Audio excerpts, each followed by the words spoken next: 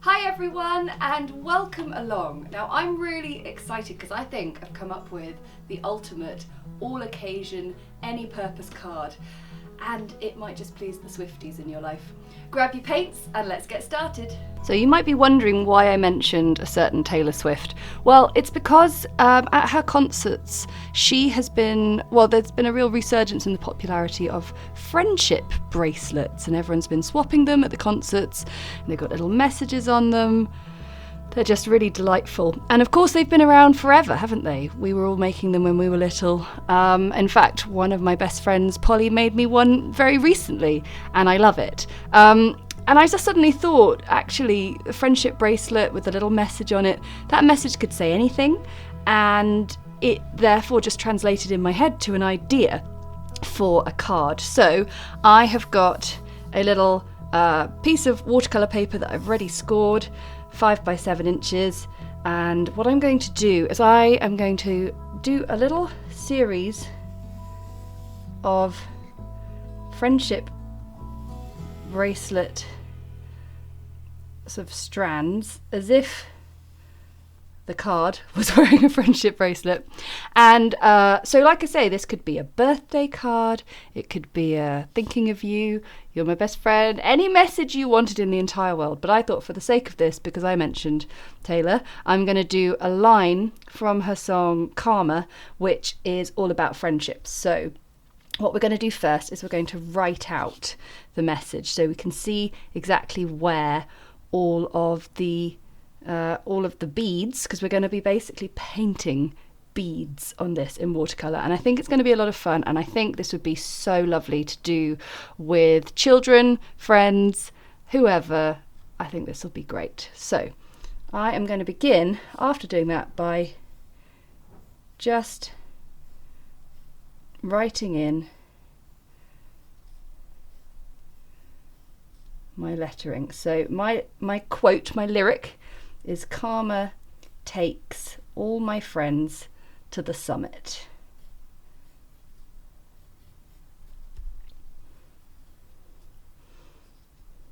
So I think I'll have all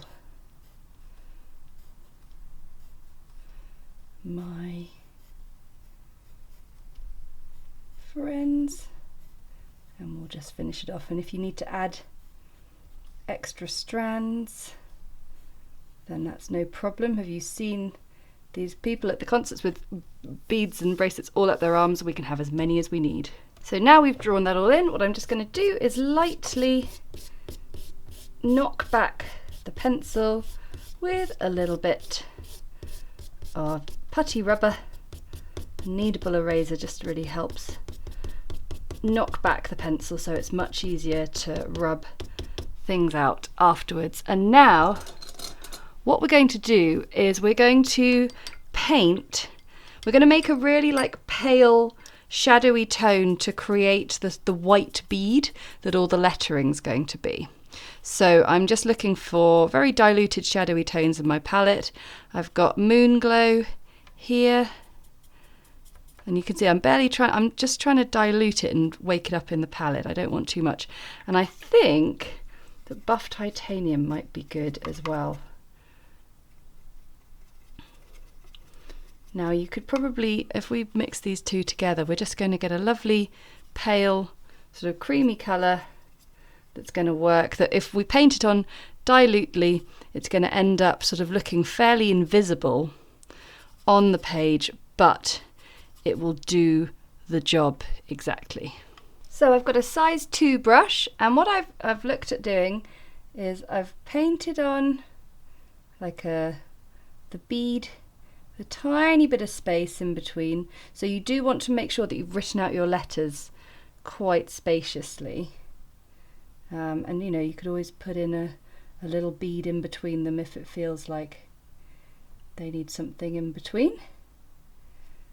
And you could do, the most of them seem to be round beads, but you do see some square ones too. But that's very pale. So what I did with the first two that I just did off camera, I took the tiniest bit of Payne's Grey, the tiniest bit, and I just added, I added a hair there. I didn't add much of use there at all.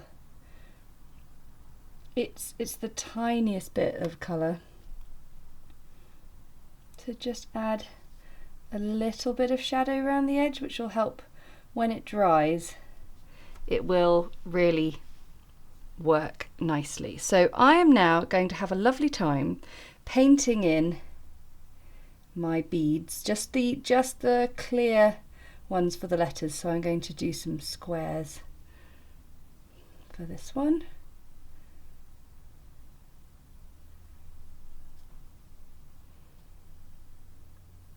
So I find if I paint in maybe 3, then get a very, very small amount of Payne's grey on the brush.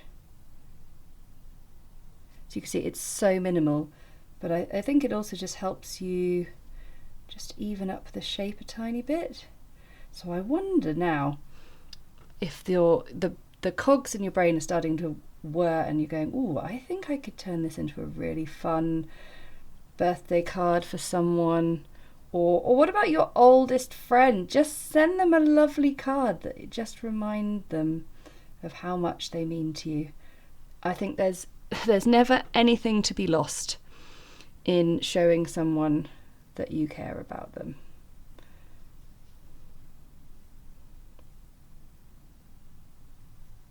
Now that's dried, you can see how those very dilute colours have crisped up, and that little extra bit of Payne's grey just added a tiny bit of shadow here and there.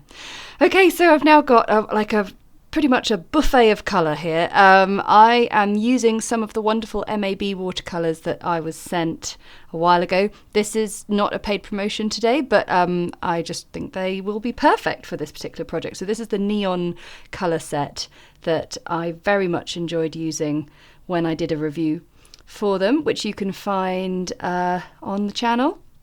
If you just type in neon watercolour, you will find it. And what I'm going to do, it's very important that that is dry before we start placing in our beads, is we can now just have a play around, but it's probably worth having a little plan about what you want to do. I am going to, in fact, I feel like a size 2 brush might be a bit big for this, because I want to be able to get a lot of control in there. So I'm going to go down to a 2/10 brush, and I'm going to begin just simply keeping it simple so it's nice and dry. I'm going to paint in a neon pink circle bead, just either side of my letters there. And what I'm going to do is clean my brush off, and I'm just going to use my clean wet brush to draw that colour in and get like a tiny bit of shine on the beads there, because, you know, we might be doing like a silly fun little card, but we still can use watercolour technique to make things look super cool. So that looks lovely, lots of nice sort of shine on the bead there. And of course your beads do not have to be round, we could have a little star shape here and there. So I'll pop in a little star, just a nice sort of rather soft rounded edged star. Pop one in there like that. And I just think it's really a good idea, at least when you're starting off, do your little outline, clean off your brush, and then just draw in the colour, and you'll find there's so much on there. Now the other thing you could do is you could do some sort of colour change beads. So if I get a bit of permanent rose, it's funny how sort of dark and serious permanent rose looks next to the neon, but I might just drop in a little bit into that bead, just do a few colour changes on it. And then of course we have our metallics. Now I might try a little bit of this amethyst colour. Wow, that looks so cool. And I might do just some little blobs. So with the metallics I probably would just do little solid beads like this. I don't think they'll work quite as well doing the little rounded shape with a hollow middle. So I am just going to now enjoy painting in tons of different colours and beads and shapes. The only thing I will say is wait until your beads have dried until you do one right next to it. So the great thing is you can just jump about all over the card and have some fun. I really hope you enjoyed putting those beads in. It's something that takes a little bit of time, it's not to be rushed. Yeah, I really enjoyed it, and now it's time to finish off our lettering. Now the easiest thing really is to take a nice fine line pen. I've got my Winsor & Newton Colour Fast pens here, and we could just sort of go over the lettering that you've already put in. You could also do this with a paintbrush, it's up to you really.